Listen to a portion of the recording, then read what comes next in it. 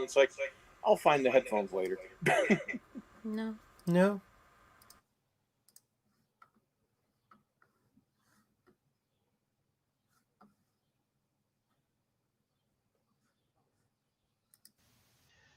Hi everybody, my name's Chuck Parker. I'm the bass player for the Blibbering Humdingers. People also call me the world's okayest bassist. I've been called that guy in every band. It's a thing. Maybe you've run into me at a con, on the internet, or you don't know me at all. It's fine. I'm just this guy. But Filk. The working definition of Filk that I use is the music of fandom, and there's probably just as many definitions as there are people in the community, so take my definition with a grain of salt. It's the music of fandom.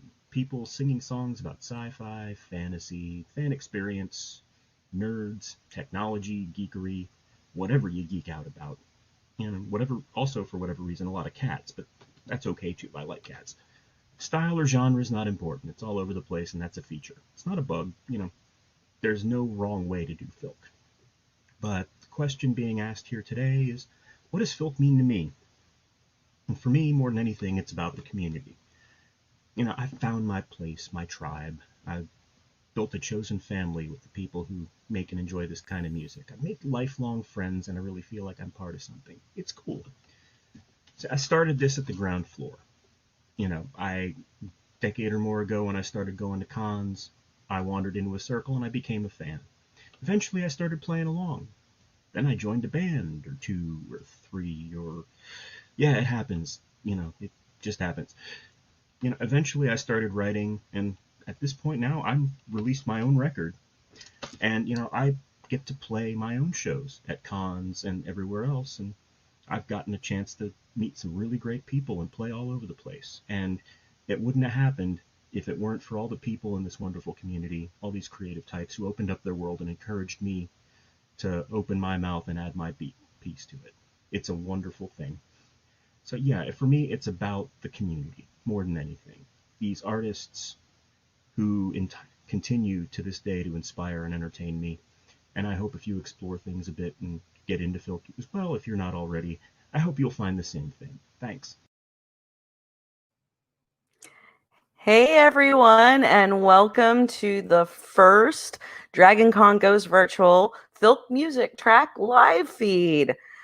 Joining me to answer the question, what is Filk, is Scott and Kirsten, the Blibbering Humdingers, Tom Smith, and Chris Saber from the Night Pig Sabers.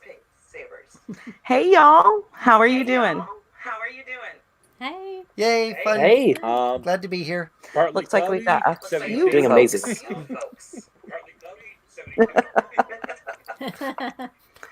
Already joining in. Well, that is the question of the night. What is Filk? Tom, you want to get us rolling? I will be more than happy to. Filk is actually several things at once. The first thing it is a genre. It's effectively, well, let's see. Juanita Colson, our great-grandmother of Filk, says it's anything we sing in the Filk room. If you want to be slightly more precise, it's the music of the community of science fiction and fantasy fandom.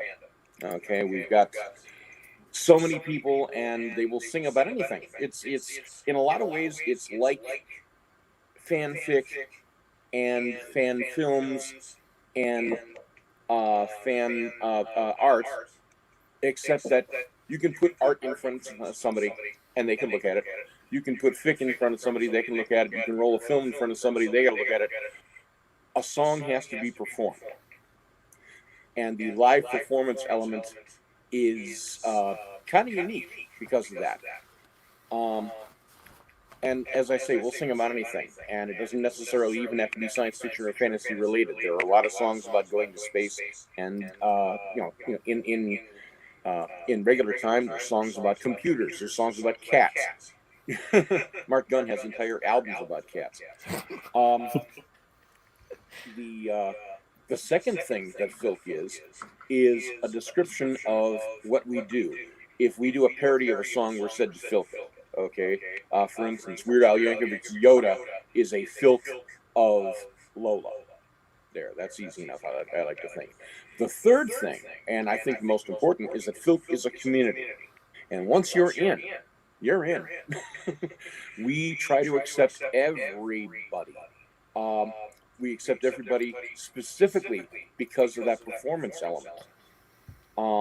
Number one, it's somebody out there who is also making music like us and also sharing their dreams musically like us. But more importantly, so many people out there have said, "Hey, I could do a song.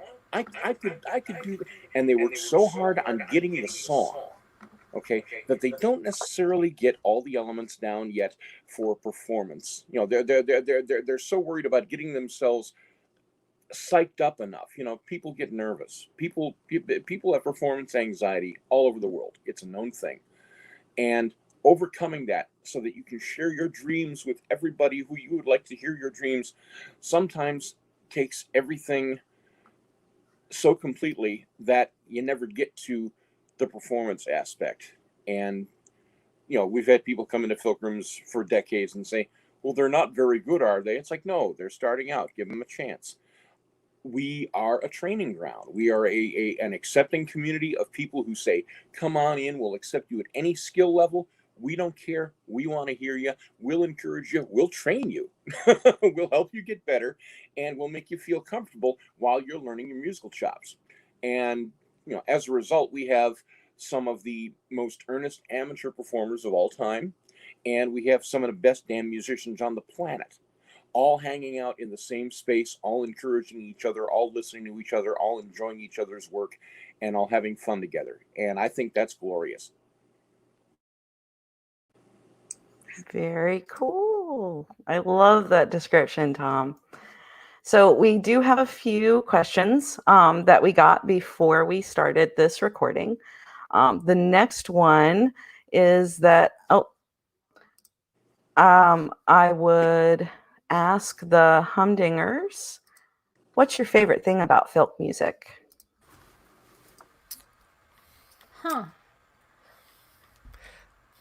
People keep using the word community, and I think that's one of the most important aspects of Filk. I kind of like to describe Filk as the cosplay of music.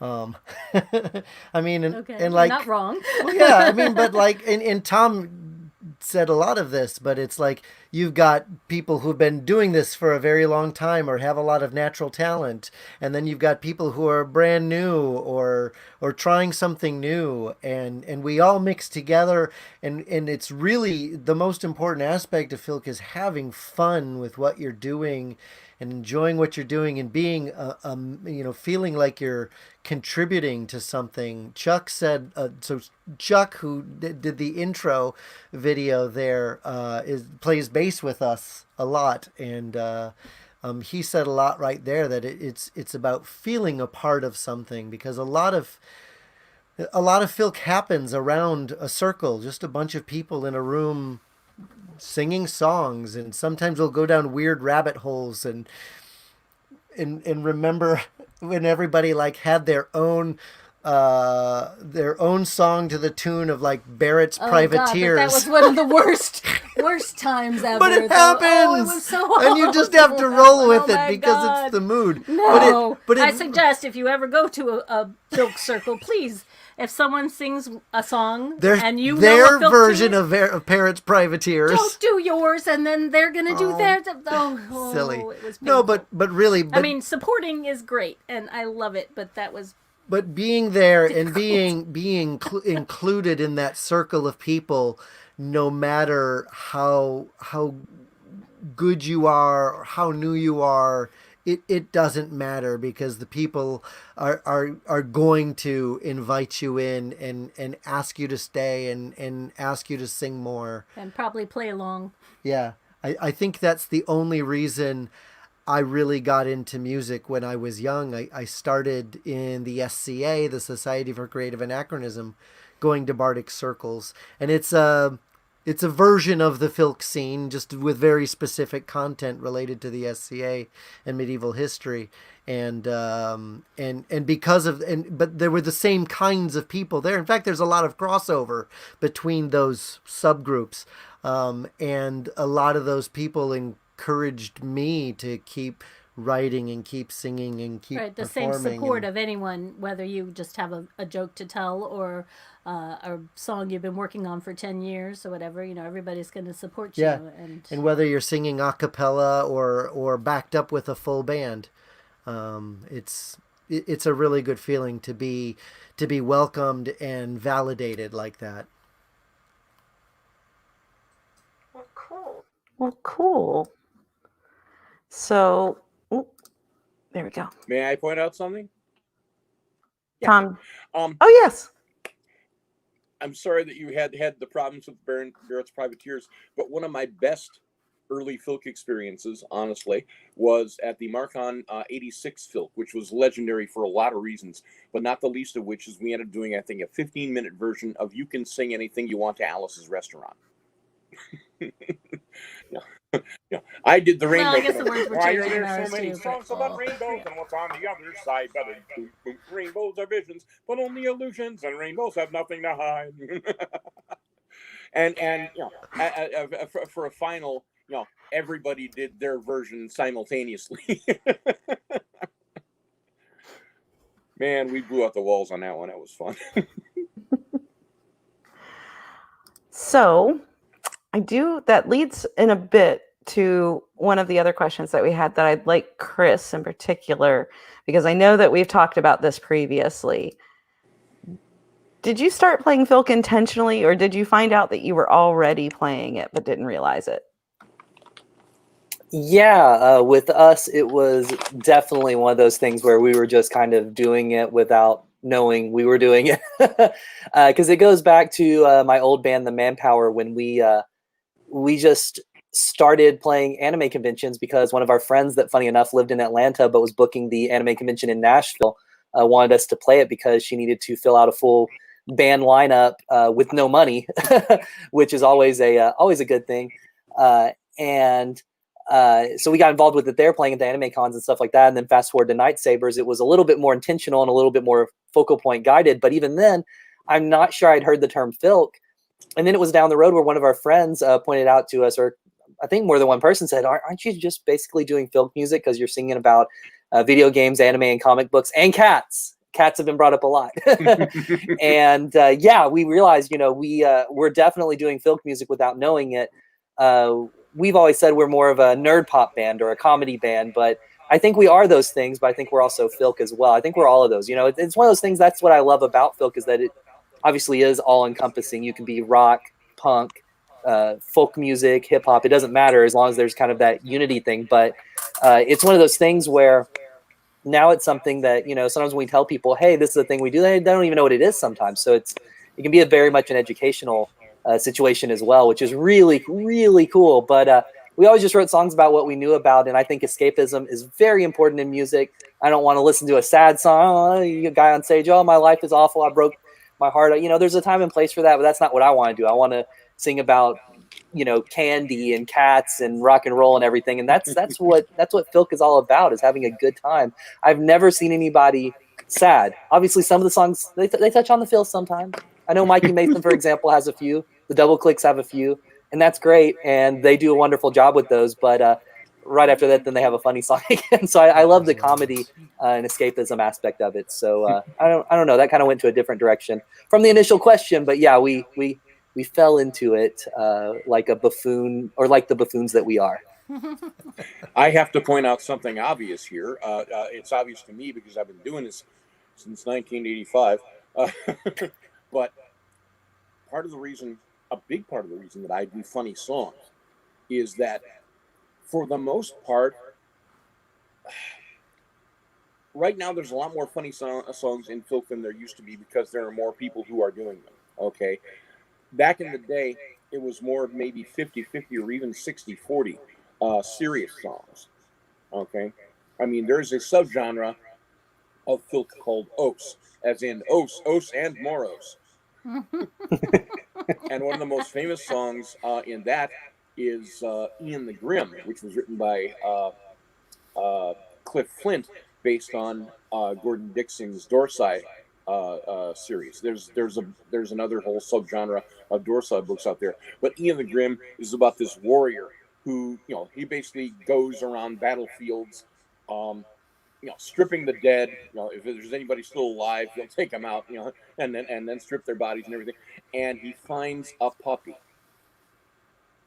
nurses the puppy back to health, carries the puppy with him everywhere, and then after one battle, the puppy gets gravely injured, and he has to decide to put the puppy down. Okay, that's how depressing the song can get.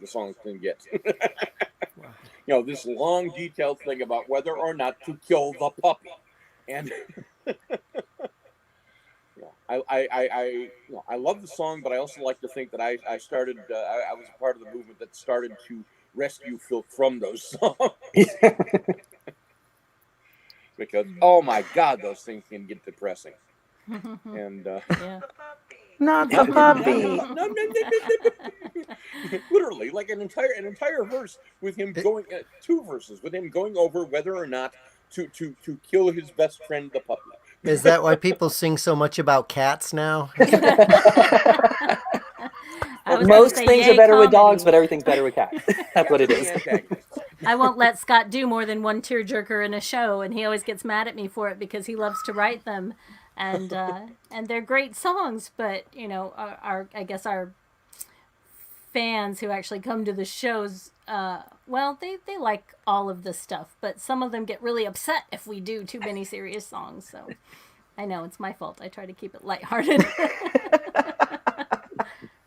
Just the other week for Virtual NASFIC, I ended up doing a couple different concerts. I did one all funny and one all serious because we want to hear the serious songs. Tom is okay, great. I'll do Boy and His Frog and everything else. Okay, fine. Yeah.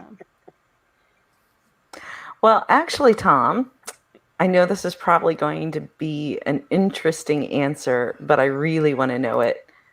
What is your most favorite song that you've done?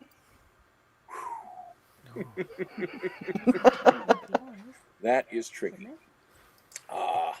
Not as tricky as you'd think. I'm actually really proud of Rocket Ride. I'm really proud of the Here and Now, which I wrote to basically explain my atheism in a way that my mom could understand and try to reconcile my mom's deep religious feelings with my atheism and say, listen, we are all on the same planet and it all works for everybody. For sheer bad jokes and puns, it's got to be the Ballad of Fenton. Cheap marketing ploy. I like a lot of my songs. I don't think I've written too many clinkers. There's some things that I don't necessarily go back to, but even when I go back to them, that wasn't awful, that kind of thing. The stuff that I like the most tends to end up in my shows a lot, and there's a couple dozen of those that rotate around there. About that, I think I would have to say Rocket Ride is my favorite. I think I did a very good job on that. It's one of my favorites, so I was really happy to hear that. I'm glad you like it. So, for the Humdingers, do you more often think of a Filk as soon as you've seen something, a film, a show, read a book, or does it take time to kind of process? I know, just a bit of a spoiler for all of y'all that go over to the fan track feeds for our End of the World group sing. There was a song that was made in a very quick time that you'll be hearing from the Humdingers. Oh, yeah. I wrote that in a day. Well, I wrote one today, actually. I was trying to take a nap, and my brain said, no, we're going to write a song. I was like, oh, but I wanted a nap. You wrote a parody. Yeah, I wrote a parody. That's the easy part. Ones that aren't parodies are not so easy.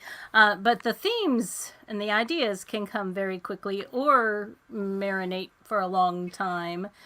Yeah, for instance, what? When we went to see the 8th Harry Potter movie? The 7th Harry Potter movie. So right after the battle, and then Voldemort's out there. Oh, I thought you were going to talk about Zip Me Up. No. Well, that's a different. Okay, awkward hug. Awkward hug. Oh my God. So Voldemort, walks out there and he asks Malfoy to come over and give him a hug, and we looked at each other. We were like, "What the hell? Like that character, like have they read the books? You know, did the directors read the books? That Voldemort would never act like that. So we were like, oh, that's it. We got to write a song about that. Awkward hug. So we did, and that came fairly easily. Yeah, that was because it was pretty much parody. Then we wrote a song about Harry and Ginny's. This is Harry Potter again. Harry Potter. That's where we started in Filk. Their forced romance in the movies, and it was called Shoelace because it was all about her wanting to tie his shoe. When they were alone on the stairs and she goes on her knees in front of him and says shoelace. But when we went to see the 7th movie, there's a scene where... Playing with your hair. Oh, sorry. There's a scene. There's a scene where Ginny comes out and she's in a dress that's like unzipped to the top of her butt cheeks. Not even that far, And I don't know, it was pretty far. Walks over to Harry and she turns her back to him and she goes, "Zip me up, would you?" And we looked to each other and we're like, yeah. But so did everybody around us. Everyone looked theater. at us and went, yeah, that's your next song. And we're like, yeah, I guess okay, so. I guess we got to write that. And that one took for freaking ever to write. It was very difficult to do. I think it was because of all the pressure behind it. But we knew we had to do it. But then the one we just wrote for the group sing this year is about Millie Ways, the restaurant at the end of the universe. And we sort of, we came up with a theme weeks ago. And we sort of sat around on it, and then Amber, you sent out a reminder that these are due. And we're like, oh, we got to write it tomorrow. So we wrote that in the span of about a few hours. Yeah, she Scott cranked out some lyrics. I cranked out all the lyrics. All you the wrote verses. the I wrote a chorus, and I gave it a tune. Yep. So there. You're a team. Teamwork. You're muted, Amber. Thank you. I'm much better about paying attention with others. So I want to actually play another video from where we had asked folks what Filk means to them. This time around, it's actually new to con for this year, the faithful sidekicks who answer it. Hi, I'm Jen. I'm Eric. We're the faithful sidekicks. Filk, to us, means community. To me especially, it means people coming together to support and encourage each other while enjoying music, science fiction, fantasy, and fandom in general. It's about making and sharing music about stuff that we love and hanging out and being together in the process and being able to share the stuff that we love with other people and, community.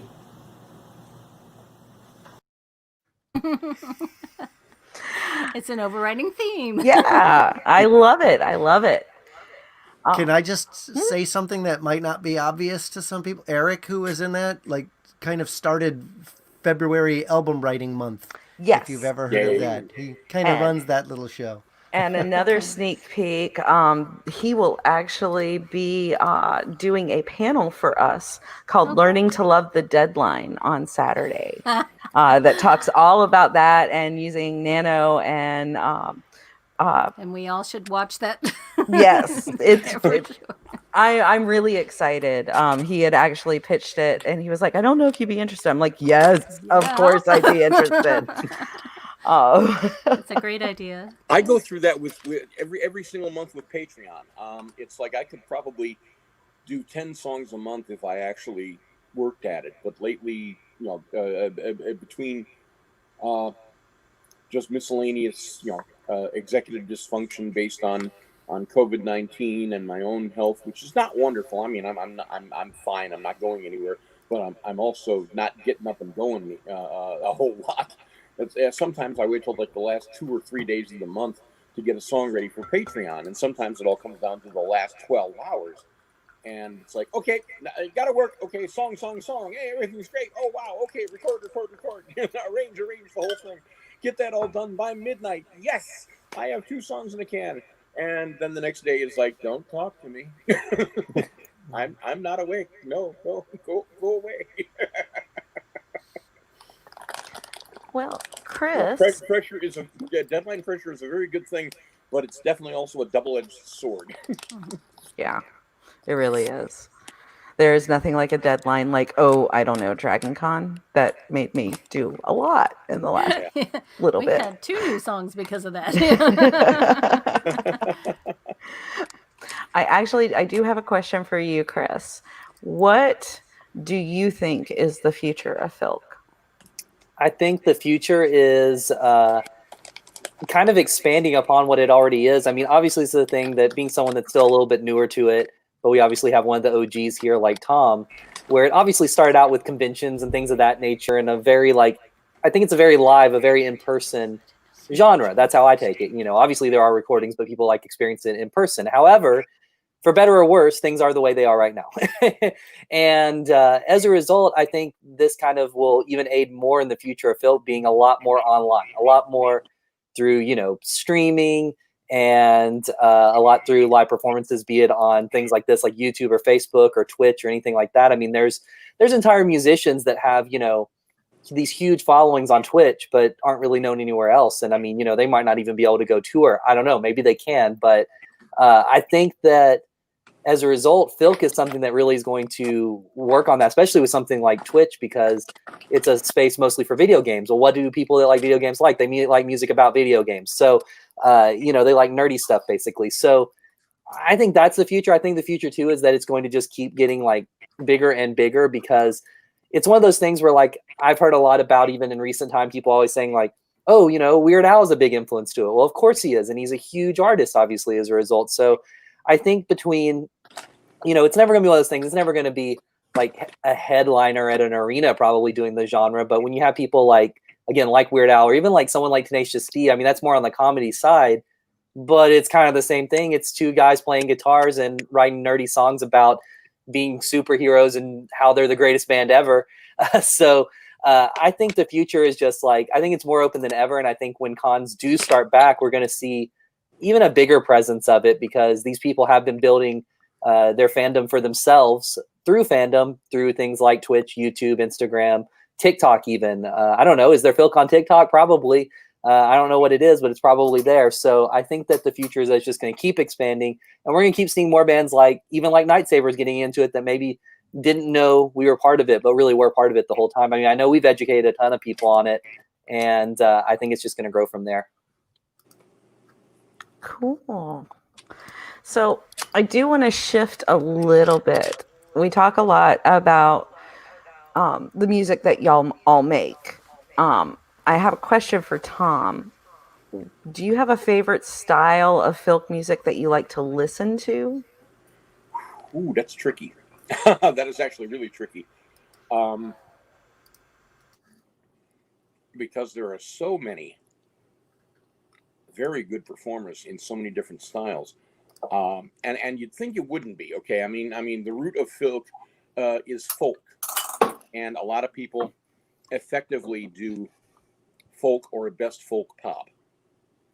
But on the other hand, Wreck the System went to OVFF, the Ohio Valley Folk Fest, a couple of years. They're going to be performing Saturday night, and you know, came in straight up hardcore hip hop, blew out the walls. Everybody was just amazed. It was wonderful. Mikey Mason does a lot of folk rock. I do a lot of folk rock. You know, I tried doing as many different musical styles as I can just for fun. The band Toy Boat, and their subgroup Random Fractions, where they haven't got all 5 members, but they got 2 or 3. You know, they do pretty much straight up rock. I don't know that there's a favorite style that I have to listen to, because there's, you know, you know, everybody does what they want to. Most of them do something folkish or folk rockish these days. But once you've heard some of the groups like that, once you've heard Ukla the Mock doing you know, doing you know, guitar rock with on riffs on supervillains, okay.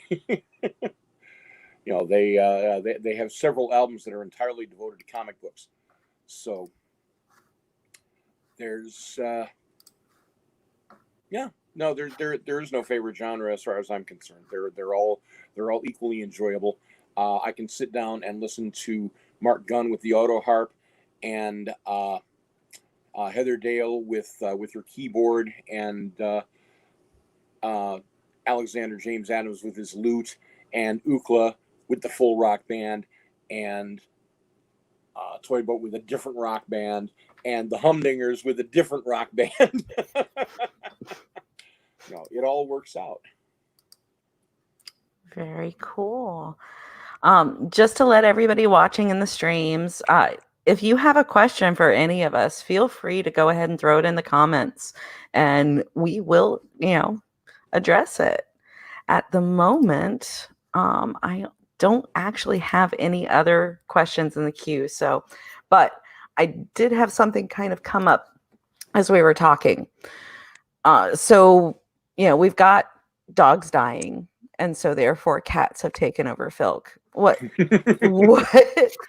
What other animal do you think, is going to be the next thing that's going to run through Filk like cats have in the last few years? Thestrals. Iguanas. Because that's an easy word to rhyme with for sure. Robot Echidna, ants, that's a robot ants, Steven, little robot ants. Niffler. Well, we've already done a Niffler song. We need some more Niffler songs. I had a shout-out so that kids could learn the sounds of various and sundry science fiction and fantasy beasts. All right. Well, I think I am going to play another video of what Filk means to me. For those of y'all who have been with the track over the last few years, this face may be a little bit familiar. And I was so excited to say that she was coming back as my second this year. But of course, DragonCon went virtual, so she recorded this out in the wilds of New Mexico. So here is Pat Var, my second. Yay! So I've been asked to talk about what Filk means to me. I was brought up on a lot of traditional Irish folk music, Broadway show tunes, Gilbert and Sullivan, Star Trek, Lost in Space, Outer Limits, Addams Family, etc. So when I first went to a convention back in the 70s and discovered Filk, it was like coming home. And over the years, I've listened on a lot of Filk tracks. I've worked a lot of Filk tracks. I've sang now and again on the Filk tracks. And as Filk has grown up and expanded, there's always been room for us getting older faces, and also, most importantly, for lots of new faces. So we get a real treat in that we're able to see so many up-and-coming people, who are just immensely talented and have taken this subgenre way beyond anything I could have ever imagined. It encompasses a wide variety of music and a lot of different performance styles. But if you love music, it's unlikely you won't find something that you really like. I'm so grateful for all of my Filk friends. I don't sometimes get to see them very often, but I know that very shortly after the usual catching up on everything about each other's lives that we've missed, that we're just going to fall back into it and just be the big, great Filk family that we've become. So that's just a short bit about what Filk means to me. Thank you. Yay, Pat. Yeah. That's awesome. All right. We've actually got a question for Tom that came in from Facebook. Eric Coleman asked Tom, could you talk a bit about Suttons Law? Suttons Law. No, I probably has something to do with drinking. No, I know that he's referring to Bill Sutton, who's a very, very famous filker from Indiana. Georgia. Indiana. I'm not sure exactly which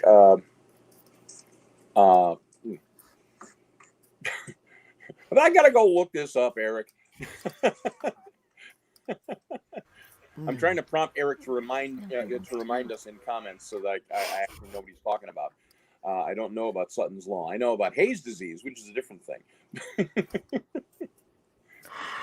Well, actually, for those folks who don't know Hayes disease, I would love to get your explanation because, I mean, I grew up with it, so it's kind of, ingrained into my head, but I absolutely adore the description. There is a very famous Filker, one of the best of us, Frank Hayes, programmer, smart man.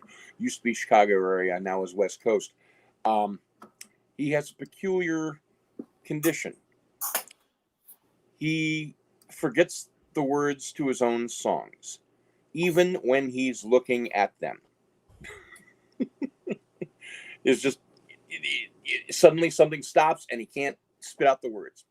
I actually wrote a song about Dem Frank Hayes blues and tried to describe the whole thing at one point, introducing the song, and actually legitimately forgot the words of the song as soon as it started, which turned out to be funnier than the song by any factor you can imagine. But and Frank is great for that. I mean, he's the guy who, among other things, wrote "Never Set the Cat on Fire," wrote "When I Was a Boy," "Don't Ask," which is the Dorsey counting song that when people ask him what's the title, he says "Don't ask." He reduced the epic child ballad Matty Groves to a talking blues. He's a silly person, but just I've seen it in action so many times where he'll be looking at his own words and blank. And it got called Hayes disease because Bill Roper was doing a rebuttal to another of Cliff's songs, a big old pun fest called Unreality Warp. Bill was doing a reply to this, and he messed up on the lyrics and said Hayes disease, and that caught on. Thank you. Did Eric say anything to remind us what Suttons Law is? Yeah, I he haven't said, seen any. where was it? It's what you mentioned earlier that you attributed to Juanita Colson about Filk is what happens in a Filk circle.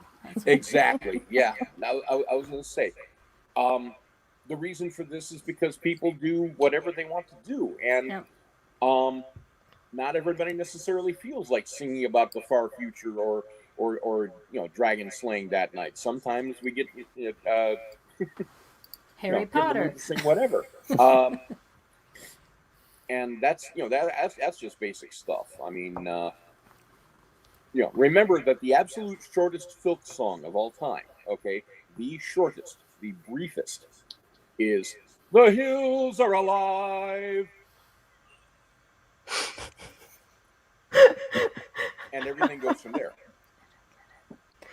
Well, we like doing TV theme songs. We like doing little bits of classical music. We have occasional Irish jams break out. There's nothing that says a Filk song or a Filk circle has to be devoted to any specific thing unless you're doing a themed Filk. In which case it's kind of gauche to do cat songs in the middle of a spacefaring thing, unless you got a spacefaring cat. there is one out there. I know there is a Filk song out there. Oh, absolutely. God, Mark's got to have written 7 of them by the end of this weekend. I mean.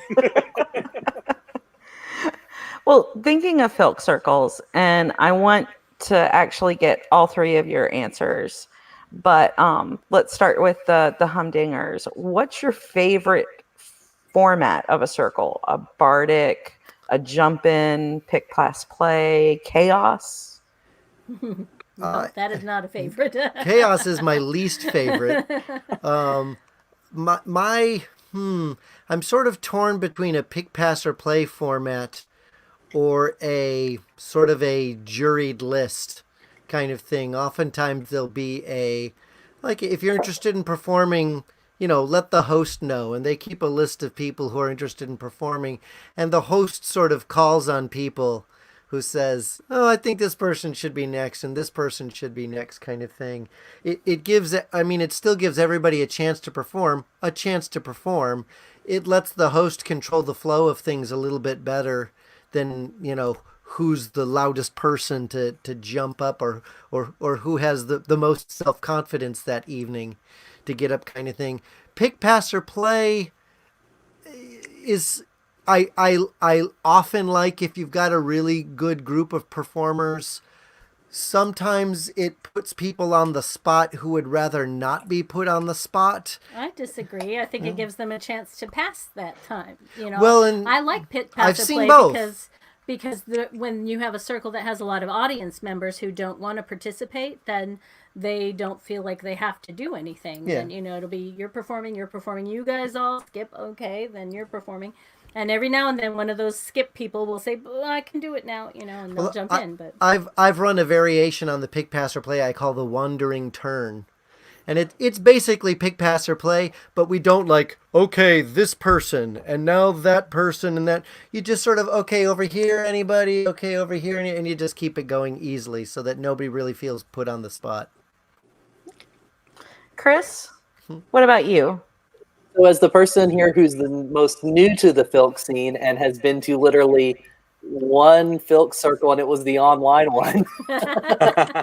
but here's the weird part about it, though. Like a little bit of backstory on that. Before I knew a lot about this, and before we played it last year, even I knew about it roughly. Like in my mind, it was just basically kind of this open mic thing that happened late at night. And I always wanted to do it, so I always thought it seemed cool.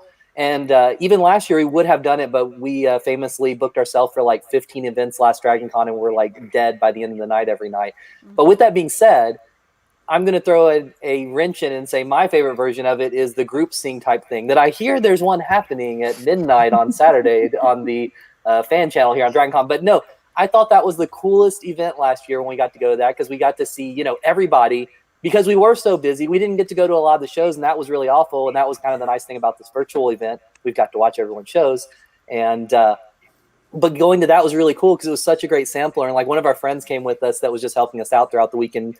She said that was one of the best events she had been to all weekend. She said she'll go to that every time, regardless if we're playing or not, because it was just a good way to see, a dozen people, in an hour. And it's really great because, with Dragon Con, obviously, if you really like one of those people, they've probably got another show, be it Saturday or Sunday or something. So I'm going to say my favorite version of the circle is the group sing, even though it's kind of not a circle. But, circles are made to be drawn incorrectly. So there you go. That works. I like the group sings, too. They're fun. Yeah. All right, Tom, what about you? I don't really have a... Well, it's not true. Okay, number one, I'm used to Midwest chaos, okay, where whoever's sitting around throws in a song, whatever seems to follow, or whatever seems to break the mood and go in a different direction. We all tend to be pretty polite about that. If nothing else, somebody was raised their hand and maybe didn't get noticed by the people up front, and somebody else will say, "Hey, filter up." And go, okay, fine, we're good. Poker chips can be okay. As a matter of fact, they're wonderfully self-regulating because if you have a Filk hog, they tend to use up their chips early and then they can't get back in. Drat. I have unfortunately been in past pick or play circles where it took 2 hours to get around the room because they decided that everybody in the audience went as well. Okay, so you have to be careful on how those are moderated. If you're going to get one song in 4 hours, Yeah. what is the point? If you're not enjoying all the songs necessarily, and that's a big thing. It's not that everybody is bad or tedious. It's just that these things usually happen very late at night, and I'm old. I just can't stay up that late, and it gets worse in some areas where. Because they're listening and paying attention to everybody, when it comes around to their turn, that's when they start to say, okay, what can I sing? And they start going through the milk crate of songbooks. Yeah, I've seen that. And you can feel your hair lengthening as they're going through this. So, I like chaos because we tend to have followers like, oh, I got one for after that, and we get right into it, and the pace is often very, very good, and when it really gets going, it can be one of the most entertaining things ever. So I tend to like that, but If I could interject one more thing, because Tom raises a really interesting point. One of my, I'll call it a frustration for lack of a better term. I enjoy Filk Circles. I'm not going to say I don't, but oftentimes my frustration with many of them is when they get too big, you get one turn in 90 minutes to do something. And I'm the kind of performer, when I get going, it's hard to turn me off. I want to keep going. It's like, oh, I got a chance. I can sing now. Yeah. And I do my 3.5 minute song and then I'm done. And it's like, that's for an hour and a half. Yeah. And it's like, oh, I'm enjoying these other performances, but I really Want to keep performing. Yeah. that's sometimes why it we have takes 7 different rooms at OVFF, man. Yeah. It's one of the things that, I kind of wish that we could kind of subdivide, because sometimes, like Saturday nights, it can get really big for a circle, and I really love the fact that it can get really big. That's a great problem to have. Don't get me wrong. Yeah. I mean, we, back in 2012, 2 rocket scientists from Huntsville came in and asked to borrow a guitar. And now they're foot-pound fours. Yeah. But they had never heard of Filk. They were just wandering around in the middle of the night and ended up coming into an open Filk when we were still down in the sub-basement of the Hyatt in Baker. I didn't realize it was 2012 until I posted a memory, and Dave's like, that was my first Dragon Con. Nice. Is there any reason, by the way, that we can't just pull one of the room dividers across for the open? Hotel. We can't because of the hotel. Is it a matter of a union thing? Could we ask them to do it? It would be far too legally expensive. I just work here, man. So can I say something about themed circles? Sure. So we're still kind of new to the Filk scene, because we were, back on that earlier question, we were doing it without knowing we were doing it, and then we got brought in as interfilk guests, because they, actually it was the Suttons who brought us in, I think, to an actual Filk convention. They said, "You guys are Filk." We were like, "We are? Okay," and I mean, we were doing it in the SCA. But at Con Carolinas as part of the Filk track for several years. Right, but when we first started, we didn't really understand. And then when we went to OVFF for the first time, we didn't really understand the whole themed circles thing. And we've done the gauche faux pas a few times totally by accident, by coming into a themed circle, which we didn't realize was a themed circle, and we'd sing a song, and then someone would always go, "And now can we get back on the theme?" And I was like, "Oh, I'm sorry, I didn't, we didn't know, we didn't understand how it worked, And everyone else was like, "Well, we all know, we've been doing it forever, but we were new, we didn't know, We didn't see the sign on the door. Well, we didn't understand, I think, I don't know. But so I feel bad about that, and I apologize that for gauching anybody's themed circle. That wasn't on purpose, but there, that's all. I just needed to get that off my chest. Well, and part of that was why we looked at the group sings with our performers on the track, is that you can get that theme Filk kind of feel, but then we just keep our open Filks open, because you never really know who's going to come in and what song or story that they want to tell. So I want to make sure that everybody is as free to experience, whether they just want to stay, watching an open Filk, or whether they want to participate. But may I suggest a theme for a future Dragon Con? Sure. We've done this a couple times at OVFF, and it worked out very, very well, especially the first time. We did basically a rock and roll jam, because there were several of us, Steve McDonald, myself, the members of Lukla, a couple of people in Toy Boat, that really wanted to do some old rock and roll covers. Okay, cool. And we had one that went on. It was scheduled for 2 hours. It went over because we were having such a blast doing old Eagles songs. We did half the soundtrack of the Rocky Horror Show. We just every freaking thing, and not a note of Filk in sight. And I think that would be a blast, especially especially here, like Mark Gunn on the auto harp doing some rock and roll covers. Because it's been a long time since it's been a long time since the 2009 sound check at Gen Con where he did Freebird on the auto harp. Oh no, I have actually heard that. Standing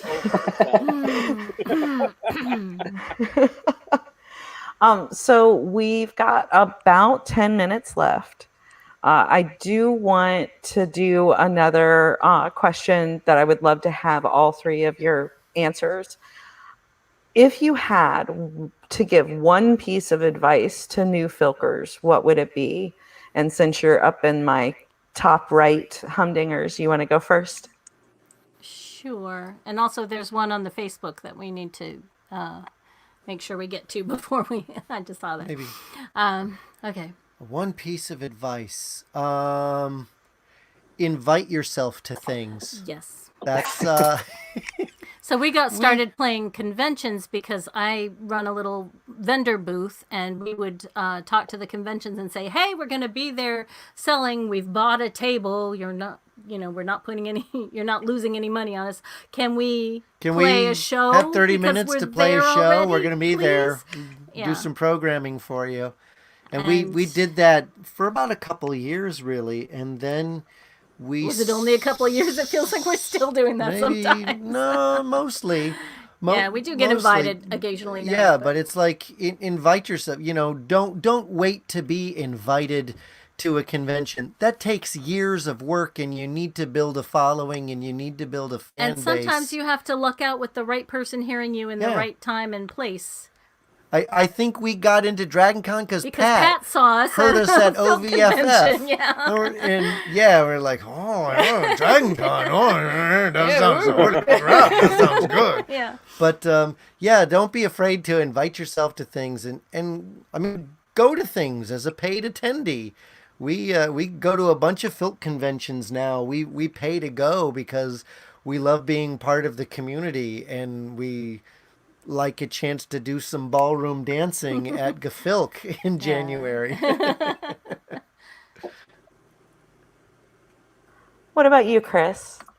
It's funny because I would almost want to piggyback off of literally what they just said. It's just like, it's so important to put yourself out there and just try to do things and go to things and, stop being scared to market yourself. You are a product, at the end of the day. Be it through social media or through in person or anything else. Because like in the case of Dragon Con, I mean, I had went as an attendee for years and always wanted to play. And it was funny because it was last year would have been 2019. So 2018 was the year I really wanted to look into trying to figure out how to play. I was like, we can play this. And that's where I did learn about the Filk track through seeing bands like the Double Clicks and funny enough, meeting the guys in Foot Pound Force, which we eventually met down the road at the Huntsville Pop Expo, I think, when we were playing with Cybertronic Spree with them there. And they had said, the Filk is the way in because it's a little bit, it's a little bit lower ceiling of entry, so to speak, I suppose, but still can be pretty hard at the same time. But I think it's very important to do that. And to add to that, I think what's important is on top of that, once you put yourself out there and once you're starting to get yourself just a little bit, is to bring your friends with you because we want to bring this scene and expand it. In the case of us, I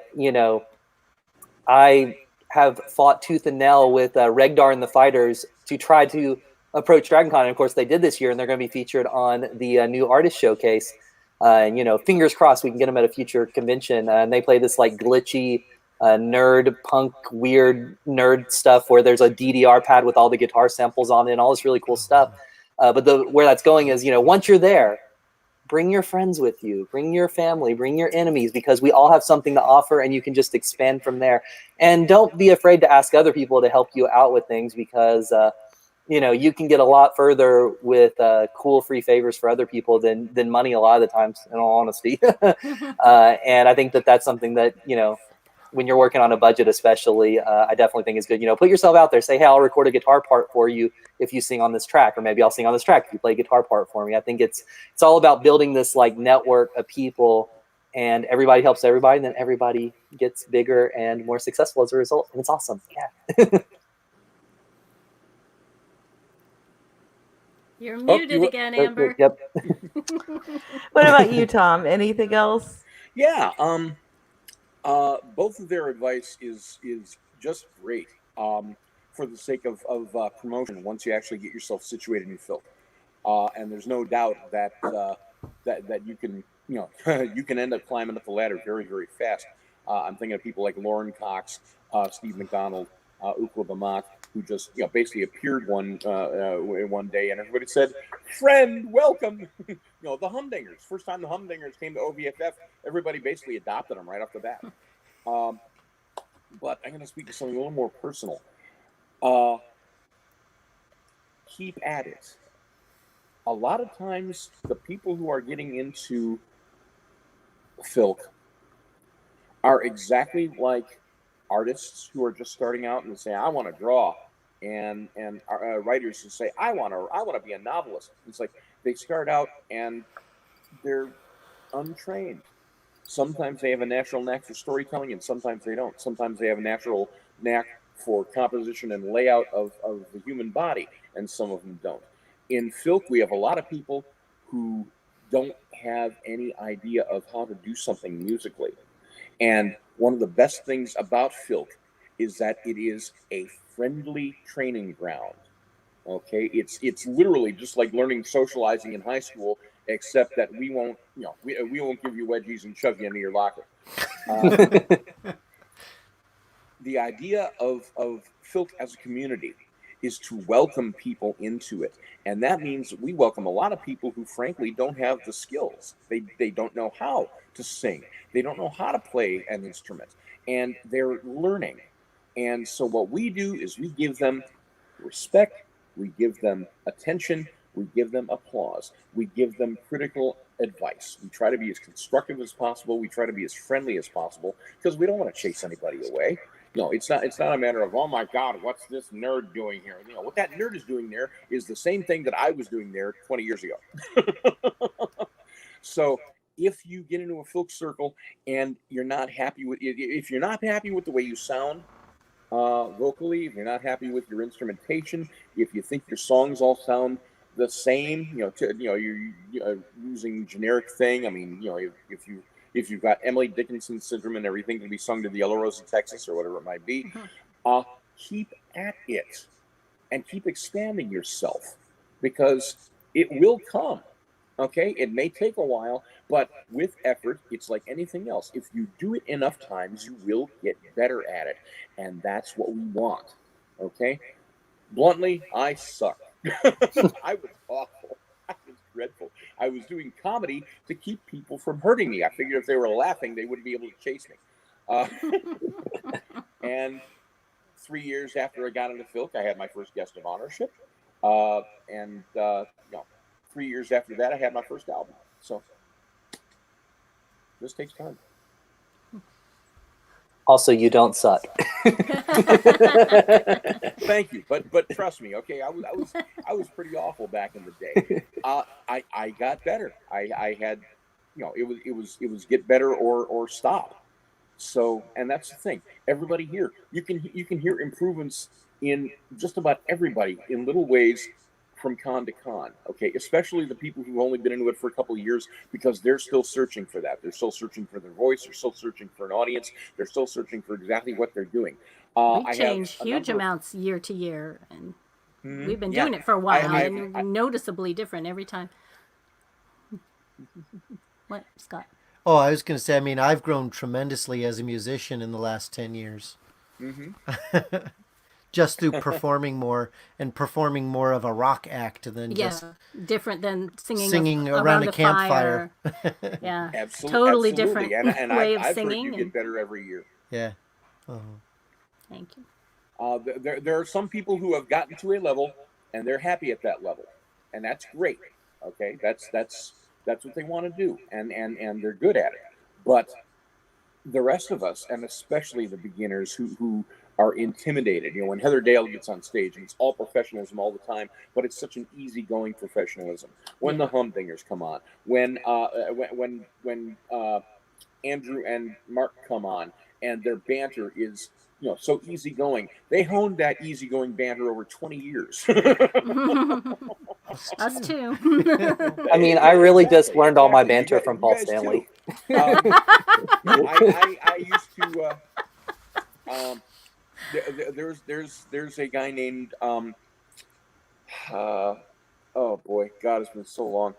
Peter Grubbs. I was introduced to Peter Grubbs, I think, back in 1991. We didn't know each other. We said, "Hey, how you doing?" We got on stage and we had a chemistry that was unbelievable, and it manifested in insult comedy back and forth for every concert that we did together for the next 10 years.